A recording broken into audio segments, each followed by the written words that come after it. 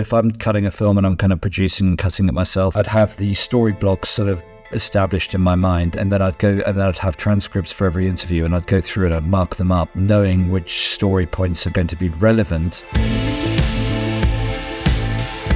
How do you usually boil down many hours into 1 hour? Well, the way of making it simpler is to really clearly understand what the story is about. And usually in any set of rushes or any subject, there's myriad avenues you can go down. There's so many different stories you can tell about any given subject. So to be really specific, because the film can only be about one thing, and you've got to keep on that line quite carefully as you go along. So, I'm trying to think of a good example of where you've done that. I'll say, for example, Make or Break. Mm-hmm. They wanted to make a film about Brazilian surfers. And they said, hey, there's 7 or 8 characters in this footage. They shot the hell out of it, thousands of hours, with these Brazilian surfers, a cast of 7 or 8 people. And they said, I'd go and look for the story. I was kind of on my own in the beginning. And as you looked into this, there were really 2 characters that were the best 2 surfers in the world, that were hot rivals, that had a lot of antagonism between them, good-looking, young Brazilian fellas. And so rather than telling a story of Brazilians, I was like, well, it's about him and his rival, let's say. One example. So by virtue of identifying the specific line in that story, I'm just going to tell it about these 2 guys and their rivalry. Yeah. You can begin to exclude a lot of material very early on. So when you then watch the material, and you do need to watch it to understand it, you can very quickly establish, is this part of this line on the story or not? Okay. Yeah. So it gives you a good method of slimming down that material right away, boiling it down. So and then from there, it's a process of elimination, really. Yeah. So I guess if you've done a good job in identifying the story before you actually shoot, that's even better, because you don't have to do the work of shooting so many hours, and then you have to figure it out. What's the story? It's hard. I think that's hard for people, because I think production teams are under pressure from the executives and the commissioners to cover lots of bases, and they don't want to be caught short in the editing process later. That the story pivots, and with documentary it can all the time. It's free flowing. You're discovering it. You're imposing narrative, talking about archetypes, but also you're working with what you've got in front of you, and people like to ensure that they're well covered. And then it's the editor's job to try and be ruthless and. Yeah. What's interesting? We're making entertainment. Yes, there's an element of education maybe, or there's certain things that you feel like you've got to communicate, but ultimately you're trying to make something that's entertaining, that's got a narrative drive. And so, you're really looking for drama and conflict and all those sorts of high emotions that are going to engage people to watch. So once you identify this is the story, so you exclude the rest of the footage. Let's say that you arrive to a point that you want to start editing. What do you cut first? What do you cut first? Hey, you don't have to start at the beginning. I'd say that's true. You could pick off something easy just to warm up. I think here's what I'm broadly doing. If I was going to break down if I was looking over a film, and you've got a sea of rushes below you, of disparate storylines. Some of it's interesting, some of it's dull, some of it's well shot, some of it's not. You've got 4 different character stories in there, and you really only want one with a bit of something else, let's say, or whatever. And you're looking at it above. You want to be very clear about whose story you're telling, which perspective. You pick a perspective. It's that person's story, or it's her story, it's his story, and you tell it from their point of view. And the next thing is to plot all the individual stepping stones that tell their story, beginning, middle, and end. I'm a big fan. Say you're going to break it down into some archetype, and you've got, say, 3 acts. Standard Hollywood film might be 3 acts, might be 5, but 3 acts. You're setting up the problem, and you're moving to the journey of, overcoming that problem. Yeah. At some point in the middle of that, you've got some crux where it's going to seem impossible. The enemy's too big. The forces of opposition are enormous. They're nearly impossible to beat. But there's some special little thing within them that's going to give them, say, the resolve or the skill to overcome it. And your third act is sort of like the journey to that resolution, let's say. So that story, that person's story has got, every individual scene is going to do one thing. You can only do one thing per scene, I'd say. Yeah. when people get lost, when, you look at a film of people who maybe are less experienced or overwhelmed with the complexity, they're trying to do more than one thing in every story beat because they think, there's just so much to get out. You've got to just get on with it, right?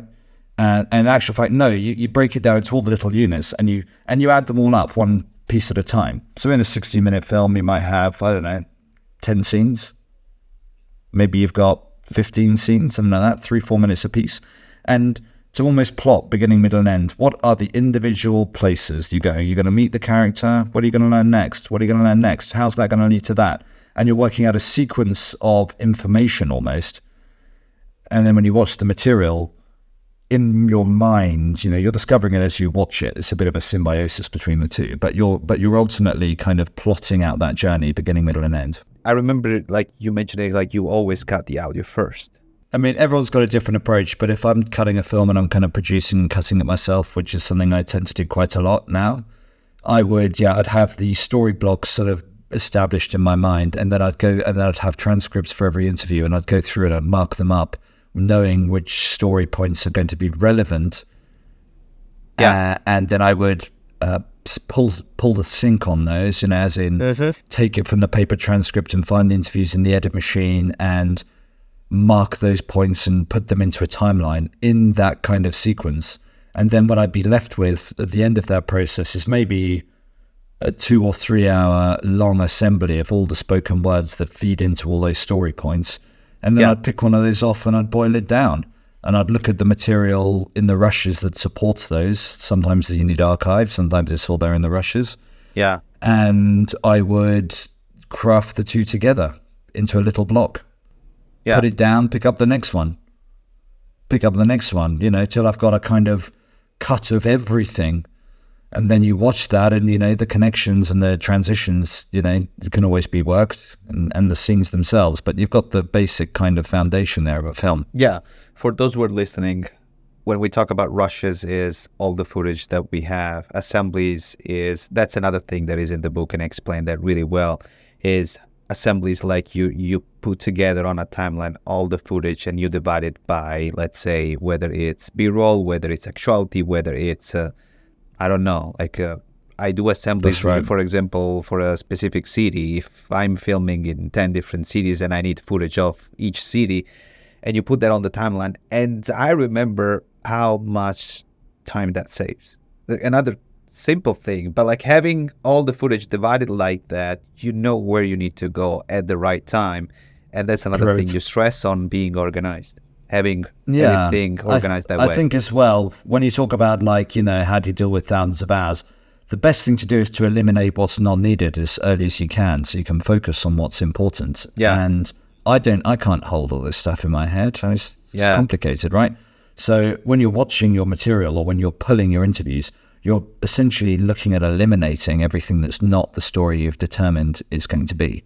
So assemblies are really useful because as I'm watching the rushes and I'm just making selects of the things. My approach is I'd like to make a select list, like a reel, let's say, of all the things that I think are useful.